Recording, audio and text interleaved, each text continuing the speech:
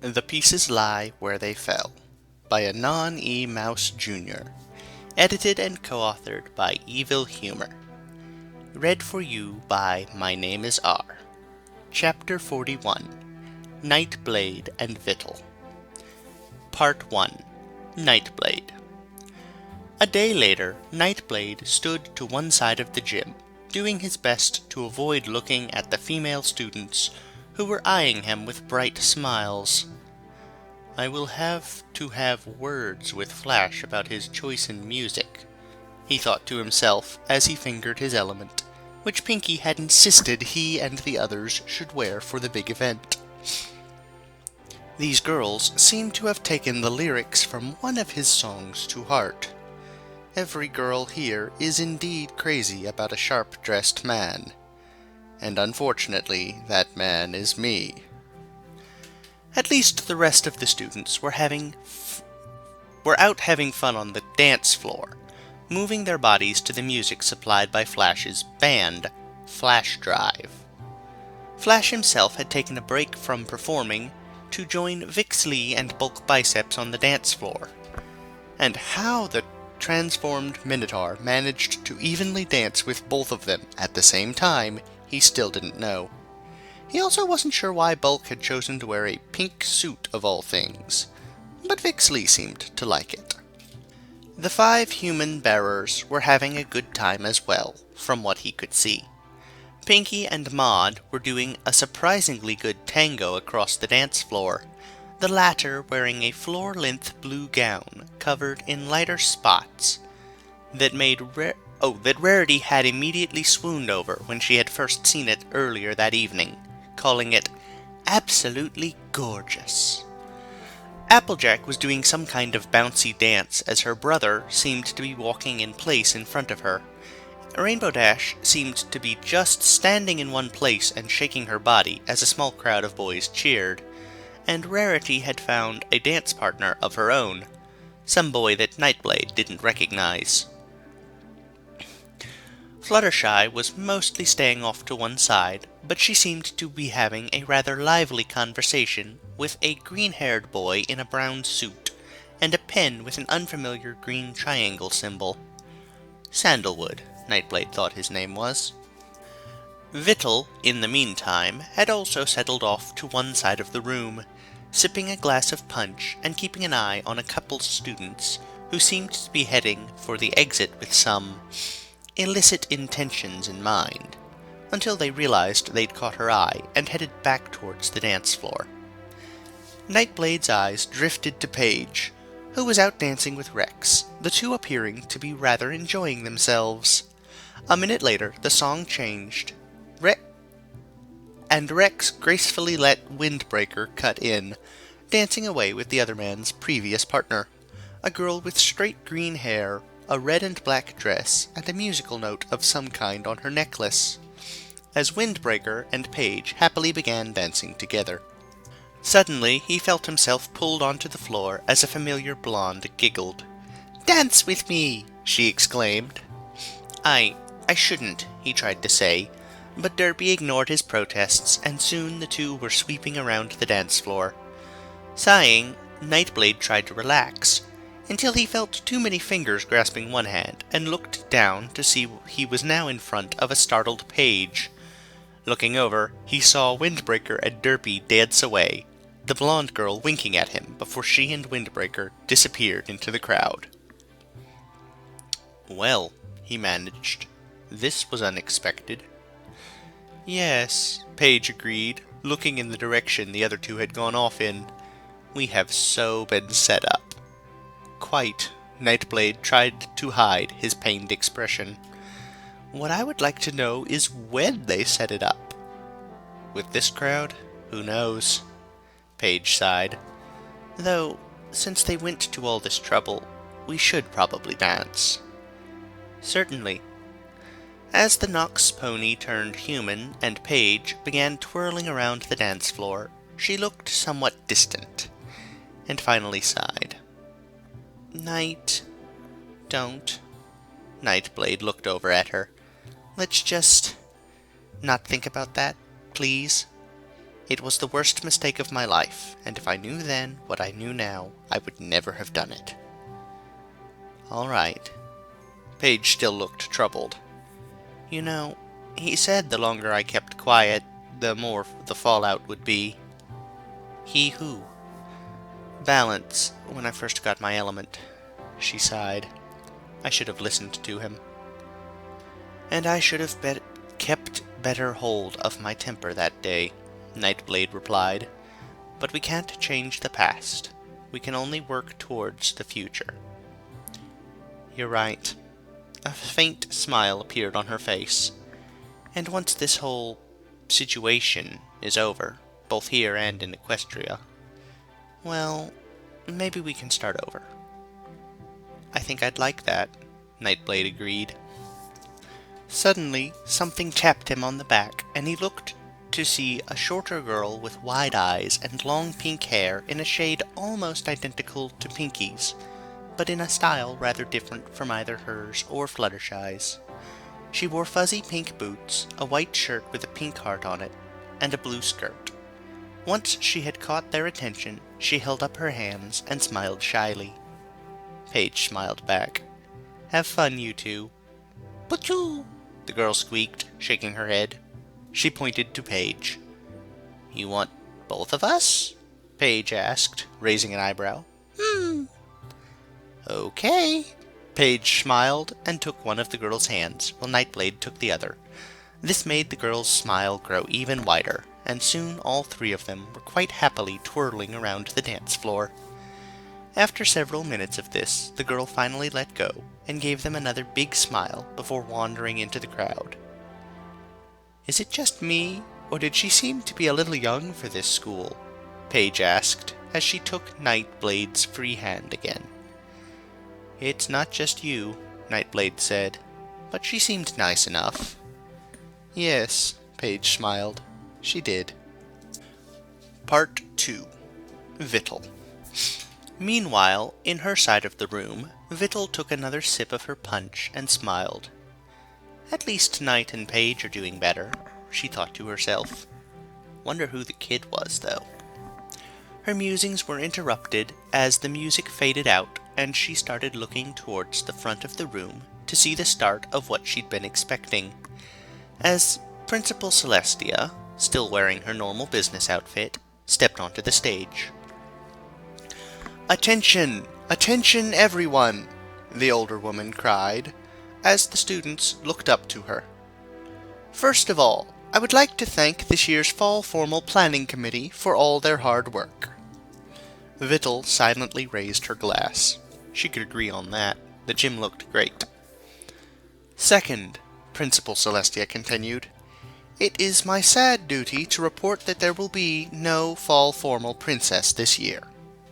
Whispers of, "Huh?" and "What?" filled the room, and Principal Celestia waited for them to settle back down before she continued speaking. "The reason for that is because there was only one candidate for it this year, who was disqualified yesterday due to a serious breach in school rules. Nobody else had stepped forward to run in her place. However," she raised a hand, "that does not mean we are not handing out the crown." Whispers again filled the room for a moment, and again Principal Celestia spoke. "Would our new assistant teachers please approach the podium?" Xvital stepped up, the others right behind her. "Here, ma'am." "Thank you, Miss Xvital." Principal Celestia looked to the students. "We have discovered that our only candidate for the Fall Formal Princess, Sunset Shimmer, had in fact stolen a near replica of our Fall Formal crown from Miss Xvital, as she and her companions were passing by the school 2 days ago. On behalf of everyone at CHS, I would like to apologize for her behavior and return what is rightfully yours." Doing her best to act poised as she walked on the stage, Xvital smiled as she accepted the crown. "Thank you, Principal Celestia," she said, "and everyone, for all you've done to make us feel welcome these last few days." Just then, there was a loud commotion outside, and a student dashed in. Principal Celestia, it's Sunset Shimmer. She's outside and... well, come see for yourself. Xvital and the others exchanged glances. We'd better go, she said. Sunset's got to be doing this to get my crown again. Then it is up to us to foil whatever she is up to, Rex said. Grinning, Vixley pumped one arm excitedly. So come on, let's go give Sunset Shimmer the foiling of her life. Make a note. Foiling doesn't sound very intimidating, Nightblade said dryly. Still grinning, Vixley made a face at him, causing the others to laugh. Then they rushed outside, with several students, Principal Celestia and Vice Principal Luna right after them. Outside, Sunset was waiting, carrying a large sledgehammer. Snips and Snails, looking somewhat nervous, were right behind her. I see you've come with my crown, she said. Good. I won't have to smash this then. She gestured at the Wonder Colt statue. This is your only way home, you know. I could so easily cut it off in an instant. But I'd rather not. So give me the crown now. Sunset, why are you doing this? A voice suddenly cried out. Flash Sentry, who had been part of the crowd, stepped forward. This isn't you. Isn't it? Sunset glared. You never really understood me, did you? I came here because my teacher decided I wasn't worthy. I came here to prove her wrong. And now those 6 are trying to deny me my destiny. Flash looked back to them in confusion. Miss Vixley, what is she talking about? It's simple, Xvital said before Vixley could open her mouth. Sunset Shimmer is originally from an alternate dimension. So are we. And we came here to get back the artifact she stole from me. That crown is rightfully mine, Sunset snapped. If anyone's the thief, it's you. Not this time, Xvital shot back. I was chosen. We all were. Not you. Oh, really? Sunset's face turned ugly. Well, who or whatever chose you chose wrong, and I'm going to prove it. Get them! With what they obviously thought were threatening battle cries, Snips and Snails charged.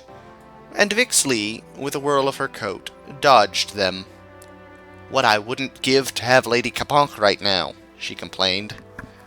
Hold it right there, you two, Rainbow Dash exclaimed as she ran between the pair and Xvital, their obvious target, only to be knocked on her back when they held out their arms and slammed into her. Hey! She yelled as she fell to the ground.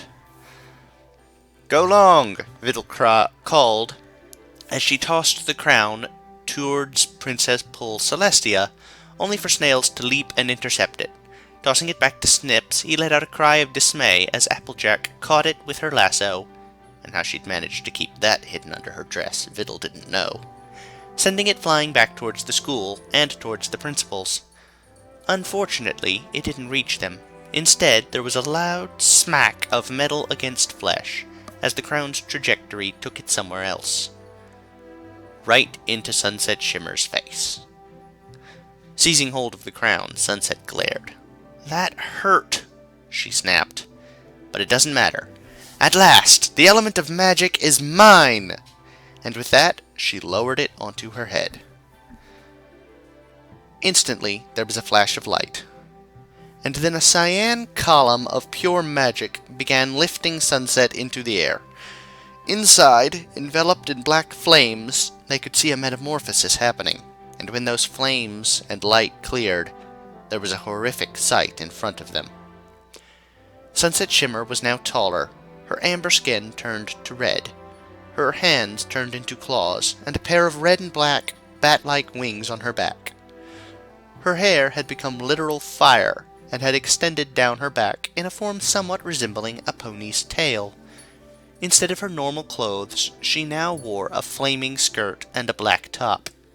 She gasped in delight as she saw her new form, revealing glittering fangs. Ah! The now transformed girl cackled. Then she turned and blasted Snips and Snails, instantly transforming them into blue and orange creatures similar to herself. You two will do for starters, she said. Now I just need to build up the rest of my army. Beginning with them, she gestured to the two stunned women at the door. Sunset Shimmer, I don't know why you're doing this, but it has to stop. Now, Principal Celestia called to the girl. Sunset snorted. Oh please, like you're one to talk. It's what your counterpart did that caused this in the first place. Luna and Celestia exchanged glances. I don't understand, the elder sister said. What counterpart? What are you talking about? It's simple, Sunset replied, a nasty smirk on her face. Each and every one of you has a version of you in that other world I come from. Your counterpart was its ruler, and I was her prized student. But then she forced me out, just like she did her own sister. Oh, sure, there was the little matter of dear Luna falling under some terrible curse that made her into a monster. But when I got too close to becoming an alicorn like them, she decided I wasn't worthy. She, who already had 3 elements, and dared to take the powers from the rest of her only family, and use them to imprison her. She curled her lip, but they got the last laugh. The elements themselves decided she wasn't worthy, after she turned them against the only pony who could use their power, and went away for a millennium. But then they found new bearers, and if not for her ego, I would have been one of those bearers. Principal Celestia's mouth was open in shock. That's... She turned to look at Luna. How could she have done such a thing to you? It wasn't you, sister, Luna said firmly, as she rested her hands on her sister's shoulders. Or me. It was a different person from either of us. She gazed at Sunset Shimmer. And I suspect our wayward student is letting her own ego distort the facts. Oh, really? And I suppose you know better? Sunset gave her an ugly look. I grew up in Equestria. I know the legends better than anyone here. And now, thanks to these 6, I know that your other, and hers as well, are both dead. Luna stared at her in horror, but Sunset ignored her. And now, she snapped, it's time for me to go home, and take what should have been mine all along.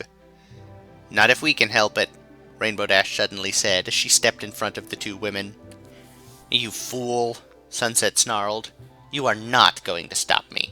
Not this time. I am going back to Equestria, and I am going to show them why I am the rightful heir to Celestia's throne.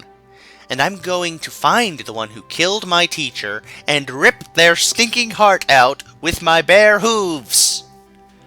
Paige stepped forward. No, you won't, she said quietly, because Chrysalis is already dead. She has been for close to 1,000 years, after...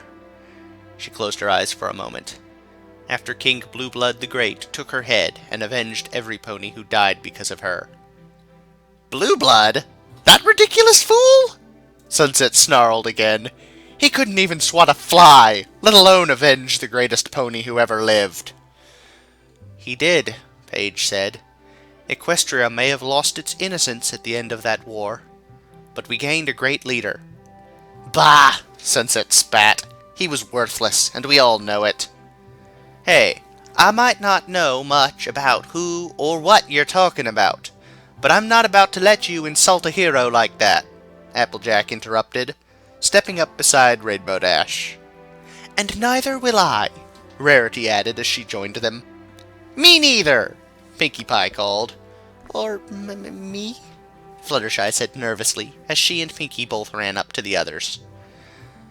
Fools, Sunset snarled.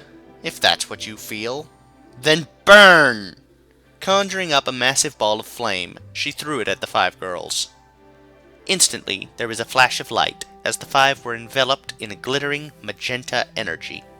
Looks of confusion were evident all around, but none were more surprised than Sunset Shimmer herself. What's happening? She cried. Of course! Vital's eyes lit up.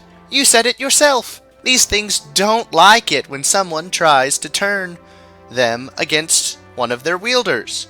And you just tried to turn one against the local bearers of the other 5. I'm guessing they really don't like that. So they're all turning their powers back against you. She grinned. The powers of honesty. The crossbow-shaped gem on Windbreaker's element lit up, pouring energy over Applejack as she began to grow pony ears, her hair extending down until it matched the shape of her pony self's tail. Kindness!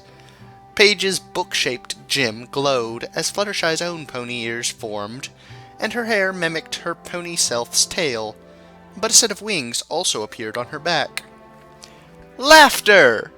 The hammer-shaped gem around Vix Lee's necklace did its thing, and Pinky's ears grew as her already poofy hair extended into an equally poofy tail. Generosity! Rex's potion bottle gem gave its energy to Rarity as her ears and mane tail formed. She also developed a tiny nub of a horn on her forehead. Loyalty! The red sword-shaped gem on Nightblade's element shot Rainbow Dash, giving her the same wings and pony ears as Fluttershy, albeit in her own colors, and her messy rainbow mane extended into an equally messy rainbow-colored tail. And now, they're going to show you what a mistake you've made here tonight, Xvital concluded. Girls, sicker. 5 girls nodded, as they began to levitate into the sky, energies surrounding them.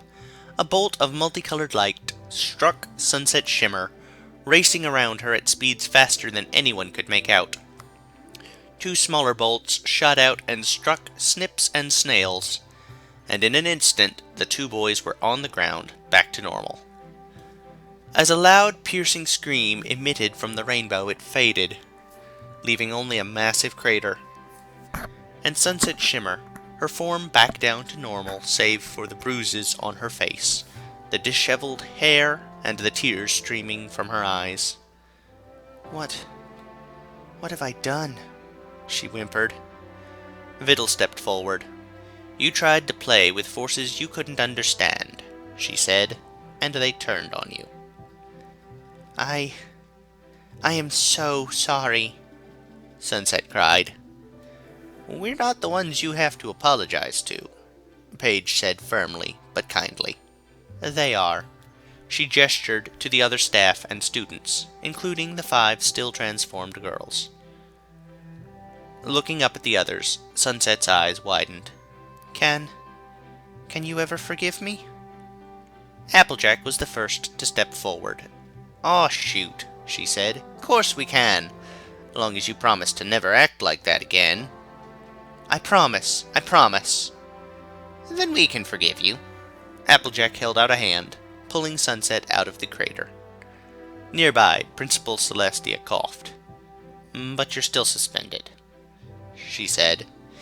Given what you've told us, I think we can understand the extenuating circumstances.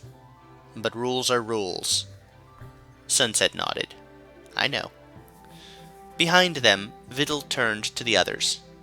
I think it's about time for us to go, she said quietly. Wait! A familiar voice called, as Bulk Biceps ran up, looking at Vix Lee. Can we have one more dance? He asked. I think we can arrange that, Vix Lee said, eyeing him with a friendly smirk. What do you say, guys? Xvital held one hand against the back of her head, but smiled. Sure. Author's note, and this marks the last chapter Anon wrote. The next one will be half and half from us. Alright then. As you may have been able to tell, I've been feeling sick lately. It's one of the reasons I haven't made anything for the past week. If I haven't made anything in longer than that, there's been other issues. I only got sick about a week ago. But I'm feeling much better. And doing okay. Now, about this chapter, there are a few points I would like to make. First of all, I've been envisioning balance as that thing the tree made that looks like Twilight, but is all sparkly, that's found in, under the school in the later seasons. Now that I think about it, I think this story might predate that entity, so that would explain why it's not quite the same. So, I know it's been described, but I always think of it as that. And now they say him when referring to it, so, my picture may be a little off. That's the first thing. Also, I recognized Flufflepuff, who's the little pink girl that comes up. I doubt they'll be important to the story later. They are a reference. Some of you may get it, some of you may not.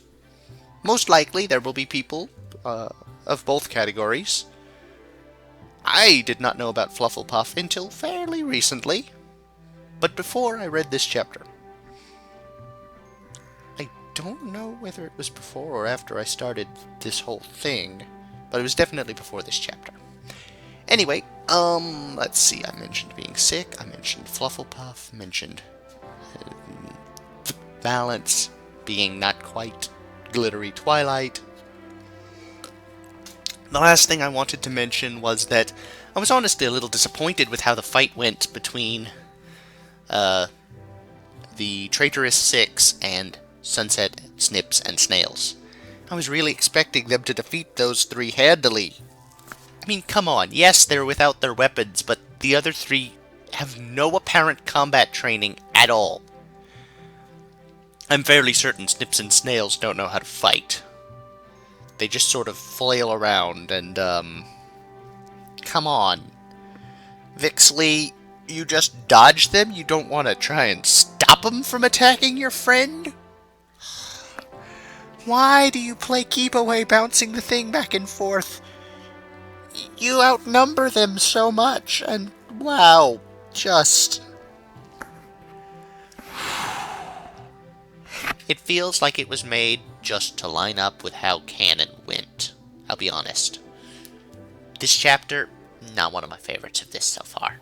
It's kind of a letdown. I hope it gets back to being more interesting afterward. Thank you for listening. I'll see you all later. Quite possibly it could be as much as a month before I make another one. I'm about to move, and that gets hectic. That's been another reason I didn't make any recently before I got sick. So, it could be a while. I'm still working on this, though. Thanks for listening. Goodbye, everyone. Pleasant time.